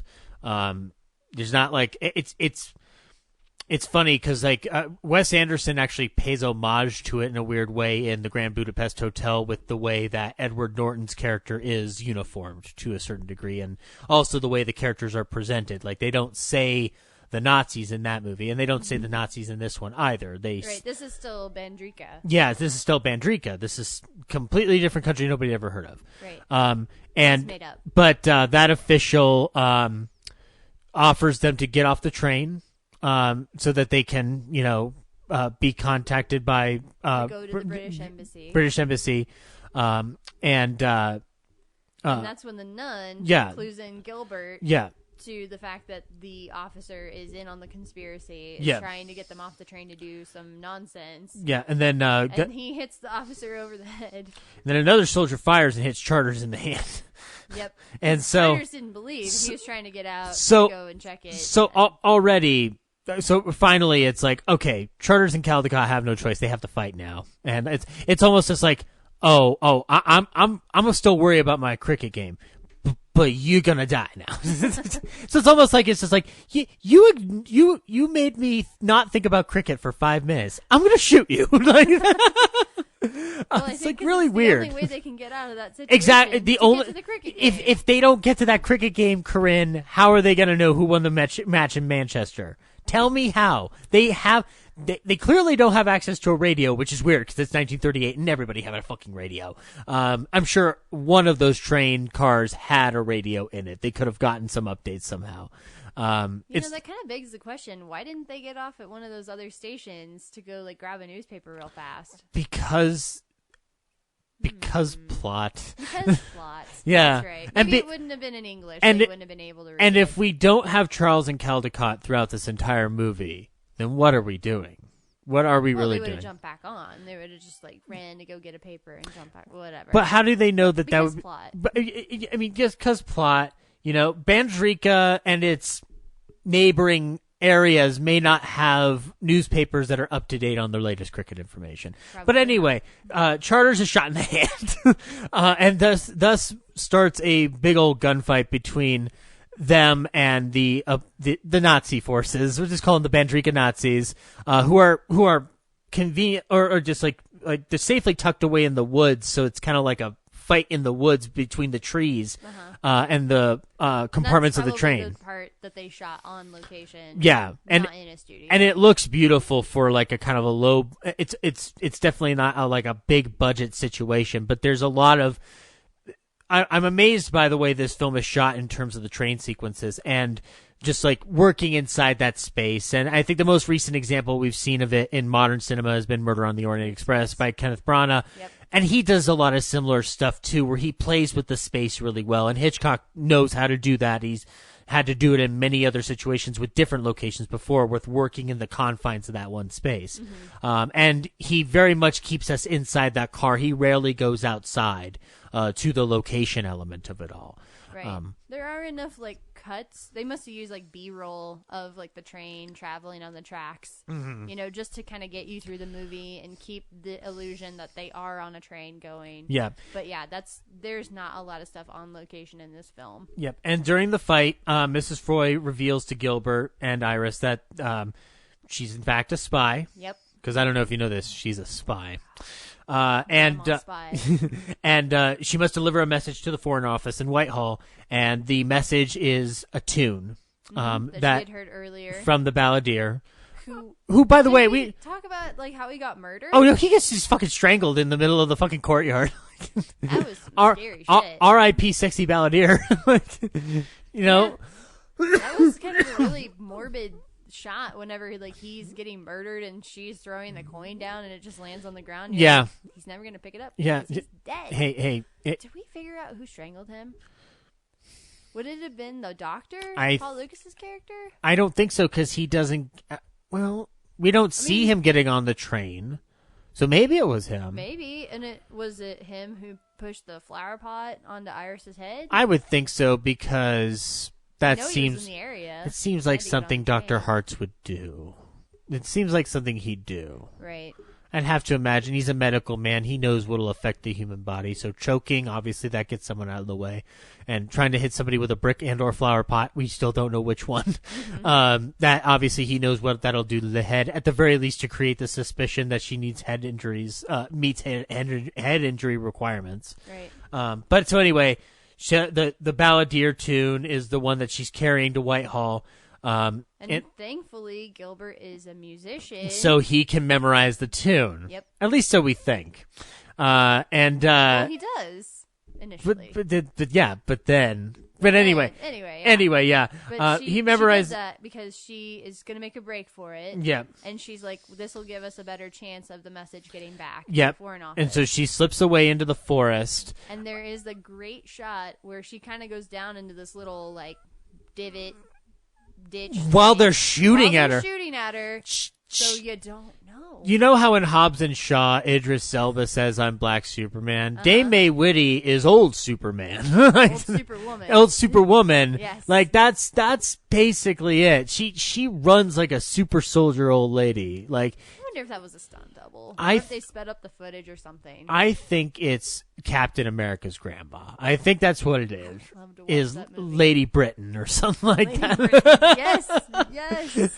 Right on. Lady But yeah, Lady Britain coming to Marvel Studios 2025. That's a great shot because I love how it's ambiguous on did she like it cuts away at the perfect moment. So you Because don't you don't know whether she made it or not. Yeah, all you know is she got over a hill. There's no guarantee that she's lived or not. And by that time, we're going back into the car. Charters and Caldecott are in the middle of the fight. Mr. Todd Hunter is like, "Fuck this! I'm gonna throw out a flag of surrender," and then they shoot him. So because I don't know if you guys know this, but Nazis are terrible people and they'll just shoot you anyway. But anyway. So he dies, leaving Mrs. Todd Hunter sad and depressed. Eventually, Gilbert and Caldecott commandeer the locomotive and get it the fuck out of there. Yep. Which, I didn't think I knew.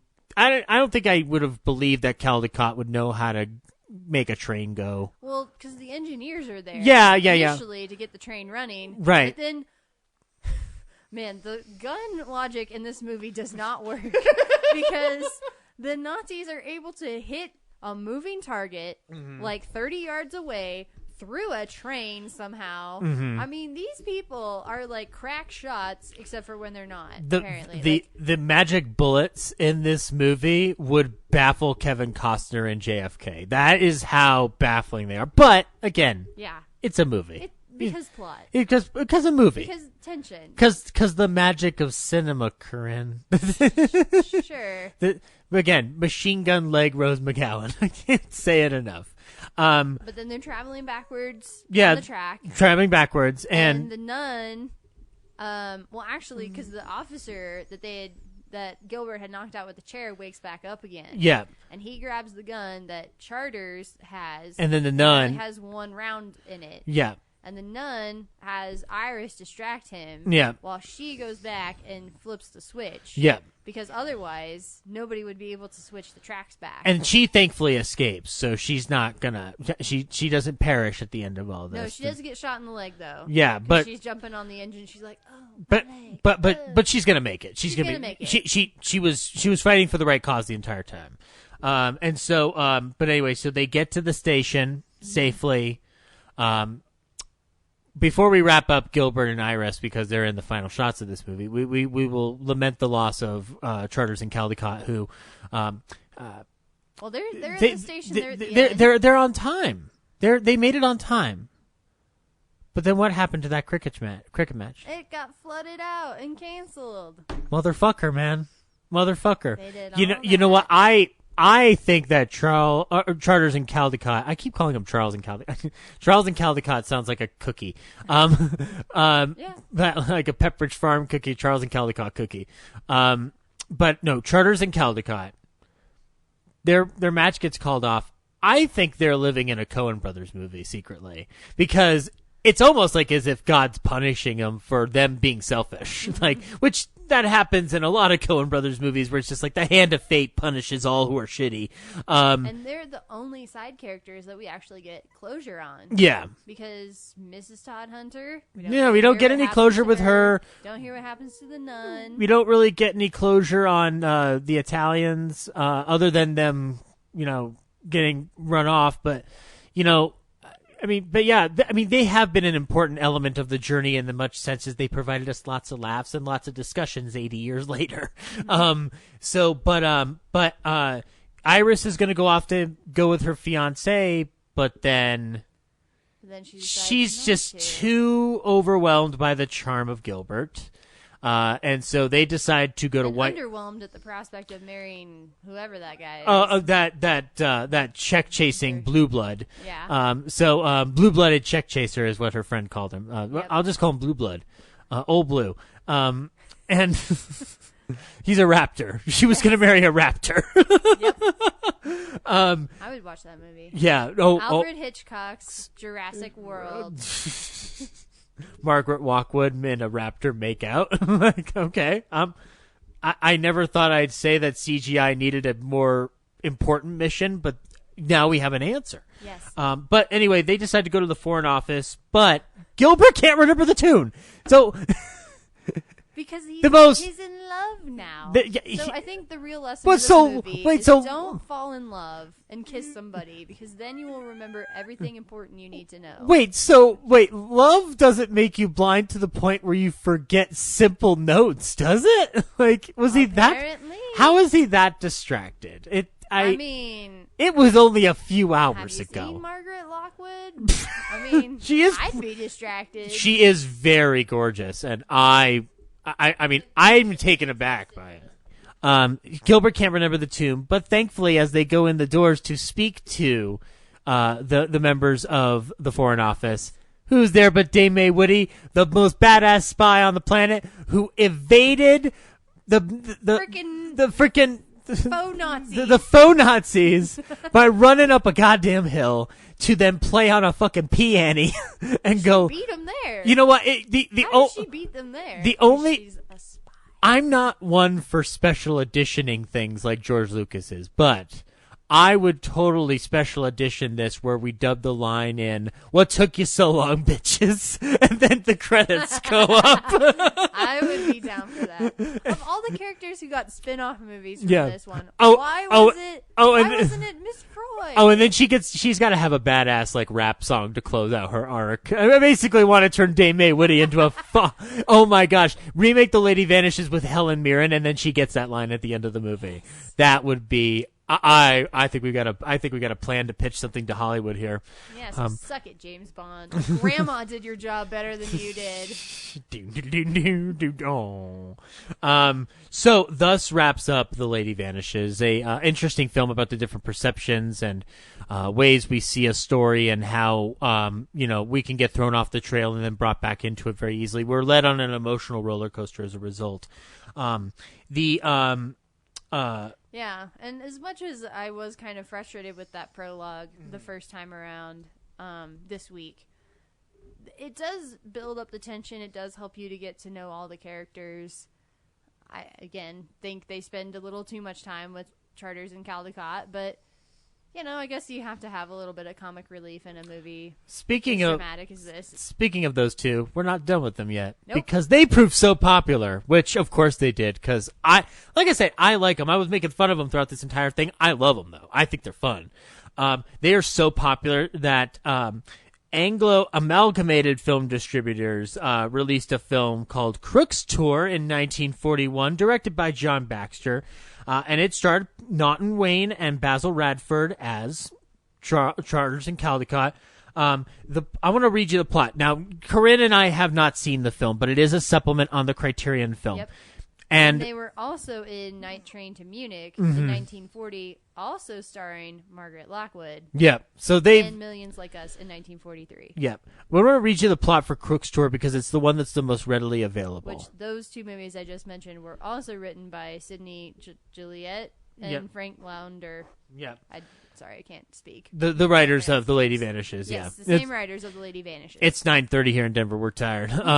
But the plot of Crook's Tour, which you can find, and we're going to watch this, and at some point I'm sure we will do a supplemental podcast to even this episode where we review Crook's Tour and find out how non-sequels to non-Hitchcock things like don't line up. But anyway, the plot is Charters and Caldecott are touring the Middle East. Right off the bat, I don't want to know what they're doing there. I really don't trust them at this point. After visiting Saudi Arabia, they find themselves in Baghdad, where they are mistaken by a group of German spies for the messengers who are to carry a song recorded by beautiful singer La Permo, played by Greta Gint, which contains secret instructions of the German intelligence. Realizing their error, the German spies follow Charters and Caldecott to Istanbul and Budapest, trying to eliminate them and retrieve the record. So it's kind of like The Lady Vanishes, but just but meets Madagascar 3. It's like Pineapple Express, except instead of having to flee drug dealers, they're fleeing Nazis. So they stumble upon some shit, essentially. Like, I think the only difference is that neither Charters or Caldecott is going to be Seth Rogen hanging outside of Gary Cole's house smoking weed. So, yeah, we've got to watch this movie and review it at some point. And see what the Lady Vanishes cinematic universe could have been. Would there have been, would Dame Maywoody have asked everybody to join the Vanishing Troupe, which would be their version of the Avengers? That would be awesome. Yeah, I think it'd be astounding. And those actors, they do have great chemistry together. This was the first of, I think, 11 films that they did. Mm-hmm. Not all Charters and Caldecott ones, but they were just a team that worked well together. That worked well together. Some of the films they did were playing these same characters, but other ones were just different characters. Yeah, that they were just romancing. Yeah, as you said. Yeah, they were the Apatow gang of their era, by which I mean just those two. The British. You know what? They were the Simon Pegg and Nick Frost of the day. Very much so. They are the Simon Pegg and Nick Frost. I totally get it now. I totally get where Edgar Wright gets his ideas from now. It's all Abbott from and Costello kind of thing. Yeah, it's all Charles and Caldecott for Edgar Wright. It's got to be. That's how Shaun of the Dead came about, guys. Charles and Caldecott. They're so very British. Yeah, they're so very British. But so anyway, that wraps up The Lady Vanishes. Do you have any final thoughts on the film and how it holds up today based off of the modern preview? Like, basically, if we were doing Catching the Classics with Corinne, we'd be at the part of the segment now where you give the review and kind of like give your thoughts about how it works for you today. So would you recommend it? What would be the star rating and what works about it today? Oh, yeah, I definitely recommend it. Especially having watched it twice this week, once with the commentary, watching most of the bonus features. Obviously, I didn't watch Crook's Tour, but everything else, it really helped me dive into the experience. So it wasn't, when I do actual Catching the Classics, I don't watch, sometimes I don't have that available where I have the option to watch the special features. I like for a movie to just kind of stand on its own merit. Right. But because I was doing this with you, I dived in further. And that really helped me to kind of understand the context of where Alfred Hitchcock was in his career, how this exact story came about, the different processes that it went through from being an adaptation from a novel, etc. But I mean, I had a lot of fun with this movie. Like I said, I didn't remember it quite as well as I thought I did. I remember more of the conspiracy and the question of, is she a reliable point of view character or not? Right. Was the lady really ever there? Much kind of like Terror at 20,000 Feet, if you've ever seen that Twilight Zone episode, which I actually rewatched today because I was like, Lady Vanishes, gotta watch this. Although, be honest, Margaret Lockwood's a lot more fun to look at than Bill Shatner. If we're talking about beauty, I know Shatner thinks he's beautiful, but... Oh, and he looks good in that episode. Yeah, but let's face it, Margaret Lockwood's a lot more... Yes. She's a lot more sexy. Yes.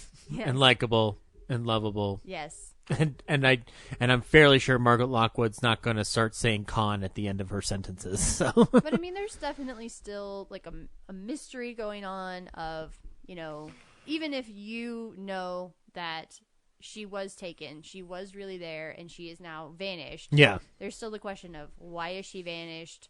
Who's in on it? Mm-hmm. Why are they doing it? And obviously, the movie answers all those. Yeah. But, of course, there's still this tension and suspense with you, the audience, the whole time, because you have no idea what the hell is going on until the end. In a way, I feel like it's one of the many Hitchcock films from this period that are the most raw in terms of the things he brings to a film, where they get more refined as they go to the American period, where you have different aspects, whether it's the point of view, the MacGuffin, the different points of intrigue, the way he treats his female characters, and all that. Like some of the negatives and the positives are both there, but Sure. This is stuff at its most raw, where it's almost unfiltered to a degree. And because it is in Britain, there is an element that they can go into further that they're not going to do in the U.S.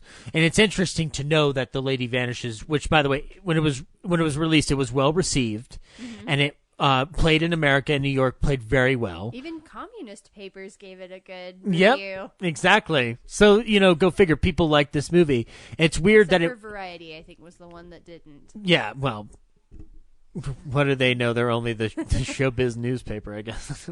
That critic just didn't like a film. But anyway, but no, they it's amazing. Sorry, that the film would not been able to be made under those same circumstances, especially with the Charters and Caldecott elements that they have in their friendship, and yet it was released and received rather well in the United States. And then it's the film that captures so much attention for Hitchcock that Hollywood can't ignore him, and they get his ass over to Hollywood. For the rest of his career, pretty much. Unfortunately, he has to work with a guy who, I don't know if you know this, was addicted to amphetamines. David O. Selznick. Well, actually, most of them were. But I like to point that out because David O. Selznick, I talked about this in the last episode, but he wanted Rebecca to end with the smoke of the fire at the De Winter Mansion rising up and forming a giant R. That's the work of a moron. And then Hitchcock thankfully didn't have to do that, because someone told Selznick to calm the fuck down. So, here, go to bed, So, but anyway. But yeah, something that they mentioned in the Hitchcock interview with that French guy, whose name I can't remember, is this is apparently the French guy's favorite movie of Hitchcock's. Truffaut's. Truffaut, sure. Yeah. That guy. Truffles. French. Gosh. Truffles was asking Hitchcock, so where this fell for him in his career. And Hitchcock explains that the British films, he was kind of refining more of the technical aspects and kind of had that down. But then when he went to America, he was able to refine the ideas. And I think that's why, especially for American audiences, obviously we're a little biased because these are bigger names for us. But I think that's another reason why his American films stick more with us. Yeah, is because they're kind of bigger, grander things, and not just a little kind of mystery on a train. And the results of a lot of test runs in a whole other time and place in the world. Yes. And those Truffaut interviews are very helpful. If you can read the full book, Hitchcock Truffaut, it has plenty of information on every single one of his films and how it breaks down scenes frame by frame by frame and shows you how things are done. And yeah, you can listen to the audio interview version of that on the Criterion Collection. Yes, so, do that. But Corinne, do you have anything you want to plug before you leave us today in this wonderful environment that you've set for us? Well, I just want to say again that I really enjoyed this movie. If I had to give it a rating, I'd probably give it at least 4 out of 5 stars, maybe 4.5. Yeah. There's not a lot I dislike about it. Yeah. I'd have to think about it a little harder, but yeah, it's a great movie and it's definitely worth watching. But yeah, I just want to plug Real Nerds Podcast, where every week more or less. The nerds gratefully play my little clips of whatever classic movie I've reviewed. Yep. And also check out realnerdspodcast.com, where I have 2 article series going right now, Catching the Classics and Showtime, which is just kind of random shit. Random movie and TV shit. Yeah. But yeah, so everybody go check out that website. Cool. And as always for the Shamley Silhouette, we are on realnerdspodcast.com. We are on the Real Nerds podcast feed wherever you get your podcasts, so Spotify, Stitcher, iTunes. And we will be working on trying to fix the consistency of the podcast as time goes on. For the next episode, we don't know what we're going to do yet because this is the last of the ones I pre-recorded, so we may even end up having a bit of a hiatus after that. But any chance we can get to do the Shamley Silhouette, we appreciate it. So, Corinne, I wanted to thank you for coming on to the show, and I really appreciate you coming down and donating your time to talk about the Lady Vanishes. Sure. Thank you, Zach, and best of luck on the rest of the Silhouette. Yeah, we will do our best here at the Shamley Silhouette. But until next time, good night. Good night.